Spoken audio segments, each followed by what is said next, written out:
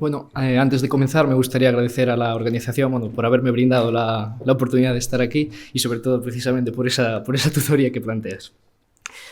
Entonces, bueno, cuelgan casi las presentaciones, pero después de la introducción, pero bueno, mi nombre es Álvaro, soy psicólogo, estudiante de primer año del máster en técnicas estadísticas y es que acabo de empezar en el mundo de R realmente. Mis conocimientos se resumen básicamente en lo que estoy aprendiendo en las asignaturas. Entonces, no vengo a revolucionar el mundo de las matemáticas, no he sacado un paquete, ni siquiera voy a tener una aplicación realmente brutal. Y veréis cómo, mientras voy exponiendo, de vez en cuando, inevitablemente, mi rostro se esbozará una ligera sonrisa. Y es que no puedo evitar ser surrealista hasta cierto punto, que el motivo que me ha venido a traer el motivo que me ha traído a estas jornadas es hablar de uno de mis entretenimientos favoritos, que es un juego de cartas, Android Netrunner. Entonces, Android Netrunner es un juego para 2 jugadores de cartas en los que, bueno, se ambienta en un futuro distópico en el que las corporaciones, bueno, quieren proteger sus datos frente a runners. Bueno, temáticamente, os lo juro, es muy interesante, pero tampoco os vengo a vender ese libro, sino que nos vamos a centrar en el aspecto mecánico que es el relevante para este proyecto. En Netrunner tenemos 2 tipos de recursos. Primero las cartas y por otra parte los créditos. Las cartas son básicamente los efectos que producen un incremento en las probabilidades de victoria. Es decir, si yo juego una carta es porque creo que a priori voy a tener más probabilidades de ganar la partida si no la juego. Un ejemplo de las cartas es, por ejemplo, esa que vemos ahí, Sure Gamble, y veis que arriba a la izquierda tiene un coste. Ese coste es el número de créditos que vale, de manera que en este juego tenemos que gestionar, por una parte, las cartas, que son las cosas que queremos usar, y por otra parte los créditos, que son lo que nos permite jugar las cartas. Bien, entonces una partida de Netrunner primero hay que preparar el mazo, es decir, hay que confeccionar un mazo siguiendo unas reglas, y es un mazo que vamos a tener boca abajo en la mesa. Una vez el mazo está boca abajo, lo barajamos y robamos la mano inicial de 5 cartas. Los turnos se van a ir sucediendo turnos alternos entre jugadores hasta que alguien obtenga la victoria, y en cada turno cada jugador tiene 4 acciones, que se dicen 4 clics. Con cada clic de esos podemos hacer una infinidad de cosas. Nos vamos a centrar aquí en solo las que son relevantes, que son los efectos para robar cartas. Entonces, podemos gastar un clic para robar una carta del mazo, que sería la acción básica de robo, que lo vemos ahí. Sin embargo, podemos en vez de eso utilizar una carta que nos permita robar más cartas, lo cual va a ser siempre un método más eficiente, ya que en todos los casos, siempre que juguemos una carta que implique robar cartas, vamos a robar más que si utilizásemos la acción básica. Bien, entonces, ¿por qué es realmente importante esta historia, todo esto que estoy contando? Porque en Netrunner el momento, el contexto en el que jugamos las cartas es clave, y de manera que el valor que le sacamos a una carta no es constante. Un ejemplo lo tenemos en la carta Rezeki, que bueno, no sé si se ve suficientemente bien, pero lo que hace es que vale 2 para usarla y se queda en la mesa, y cada turno nos da un crédito. Entonces, este es un ejemplo de una carta que si yo uso al principio de la partida, obtenemos el máximo valor de la carta y a priori se tendrá la máxima probabilidad de victoria. Entonces, resulta muy importante tener las cartas adecuadas en los contextos adecuados, reflejados evidentemente en el ratio de victorias. Para esto, bueno, existen herramientas de simulación en las que tenemos, aquí os juro que viene R ahora mismo, tenemos herramientas de simulación en las que, por ejemplo, aquí lo vemos en la página de referencia, que nos dice, digamos, le decimos, este es mi mazo, vamos a hacer simulaciones de qué cartas voy a robar en la mano inicial.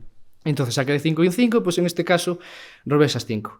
¿Qué ocurre? Que realmente la partida, durante el turno nosotros podemos robar cartas y estos simuladores son muy limitados porque lo único que dicen es sé que vas a robar 5. ¿Por qué se complican mucho los cálculos si nosotros contemplamos el robar cartas durante el turno?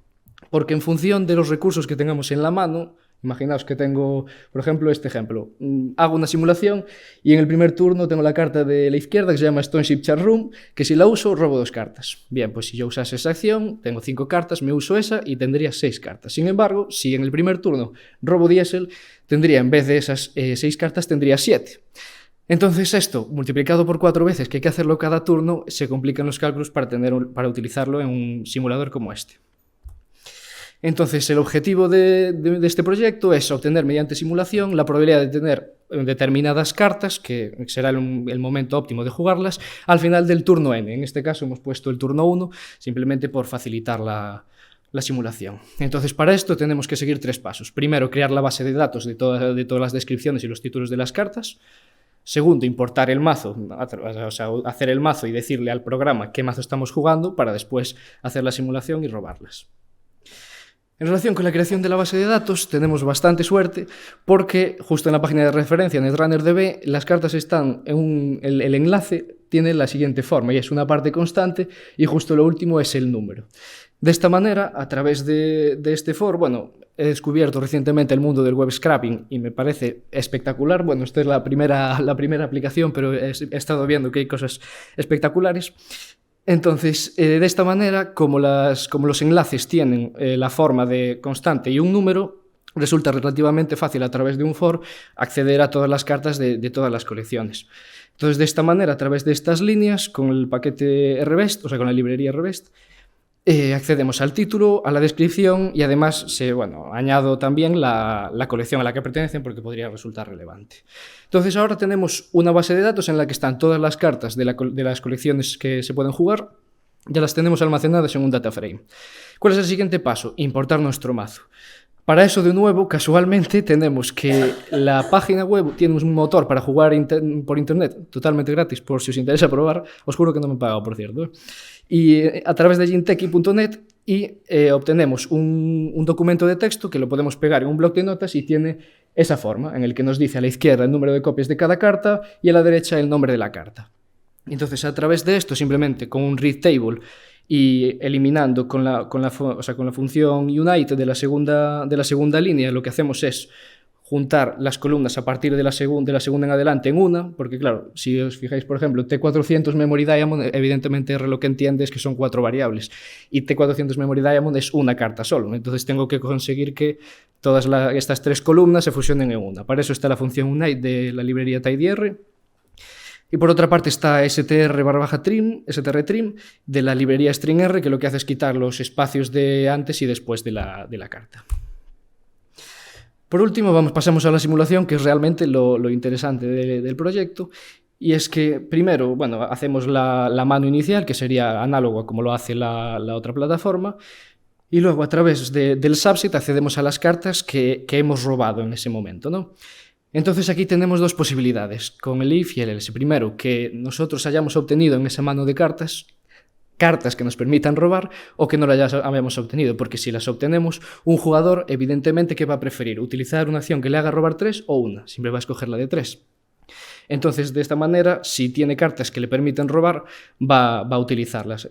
Es especialmente relevante la librería sjmisc, que observamos como al hacer el robo de cartas tenemos que detectar cuántas cartas estamos robando para saber qué carta el jugador está utilizando.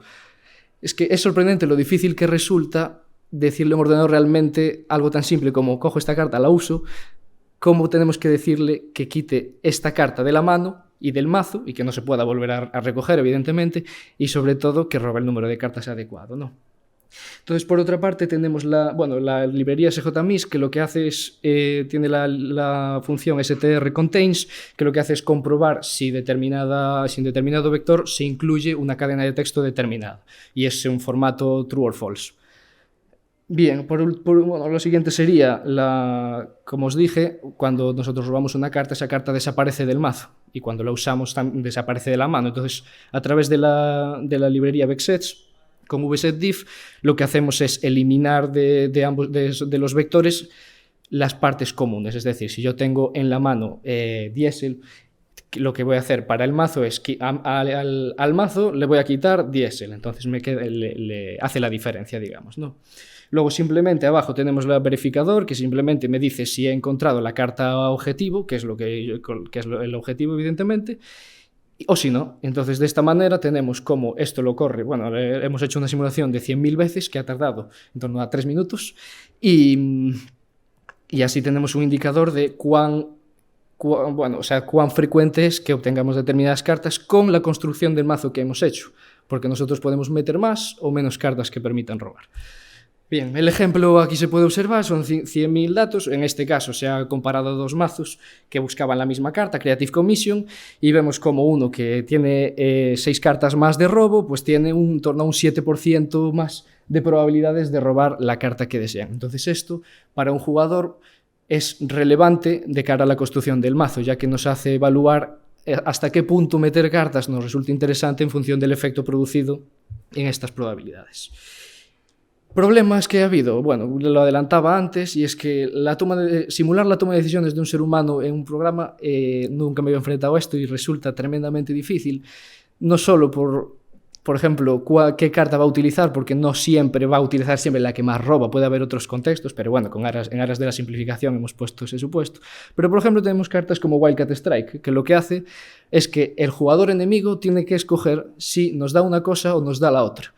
Entonces, transmitirle esto a un programa resulta especialmente difícil porque, primero, yo puedo asumir que la jugada óptima es X, pero las personas, lamentablemente, bueno, al menos la psicología nos dice que no somos todos los racionales que nos gustaría y no siempre tomamos las mejores decisiones, estamos condicionados por el contexto, y no solo el contexto personal de que me levanté mal, sino que el contexto propio de la partida y la lectura del propio contexto. Porque en ajedrez, por ejemplo, es un juego cerrado, la información es pública. Esta es la mejor jugada. En Netrunner no, en Netrunner están todas las cartas boca abajo y tú tienes que hacer inferencias, tienes que pensar qué crees que tiene el otro en la mano, qué crees que está jugando, si está blufeando o no. Entonces esta toma de decisiones se ve muy comprometida.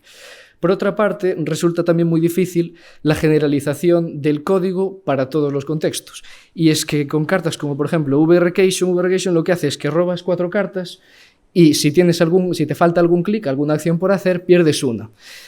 Entonces, una regla muy frecuente en estos juegos es que las reglas de las cartas siempre preceden o tienen preferencia sobre las del reglamento. Entonces esto podemos inferir ya cómo las cartas van a tender a coger las reglas y reducirlas y básicamente ignorarlas, ¿no? Entonces esto produce que tengamos que generar soluciones ad hoc casi para cada carta. Aquí, por ejemplo, se está poniendo un next para que acabe el for y perder, entre comillas, un clic. Claro, pero esta solución es una solución que funciona con VRcation, no con el resto de cartas. Entonces, el tener que producir soluciones ad hoc es tremendamente problemático. Bueno, esto sería más o menos el proyecto. Sin embargo, antes de terminar, quería agradecerle al profesor Javier Roca, que de la asignatura de modelos de probabilidad, que me asistió durante la realización de este proyecto. Y es que muchas veces nos centramos en en llegar a un determinado sitio es decir, el objetivo. Y muchas veces nos olvidamos de que realmente hay un camino detrás. Y es que, soy realista, evidentemente la función, el código que se ha hecho en este proyecto no va a cambiar el mundo. Como mucho será útil para 100 personas que jugamos a Netrunner a través de Internet. Y la realidad es que no va a producir realmente cambios significativos en la vida de nadie.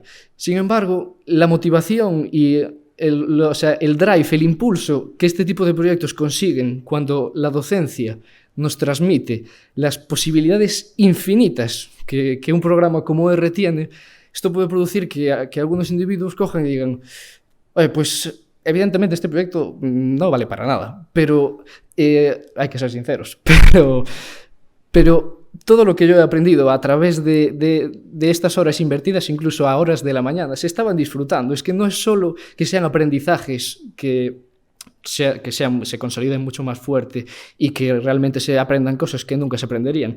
Es que el alumno lo hace con una sonrisa en el rostro.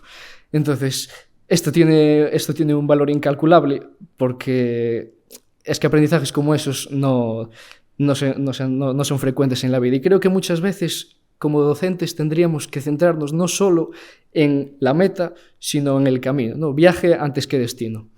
Para concluir, me gustaría compartir con todos ustedes el texto de ambientación de una carta de Netrunner que creo que refleja perfectamente esta idea. Se titula Gauss. It is not knowledge, but the act of learning, not possession, but the act of getting there, which grants the greatest enjoyment. Muchísimas gracias.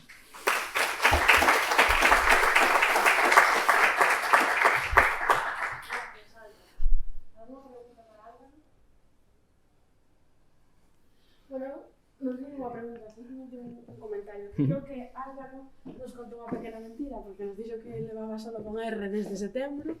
Un poco más. Un poco máis. Bueno, pues nada, si nadie que ten ningún comentario. Perdón, María, sí.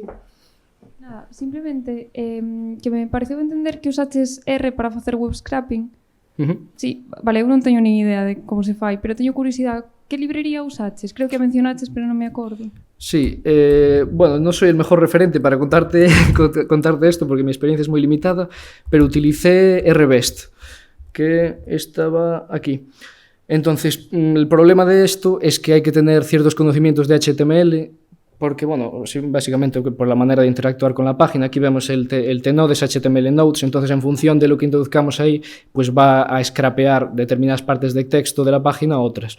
Pero bueno, ya te digo, yo sin tener mucha idea me fui por ahí, busqué soluciones y la verdad es que probando hubo una que funcionó y las cosas daban. Entonces, a pesar de no tener muchos conocimientos en HTML, se puede hacer. Entonces sí, sería la librería RBest. Vale, gracias. Gracias. ¿Algún comentario más? Bueno, pues agradecemos a Álvaro de nuevo. Muchas gracias.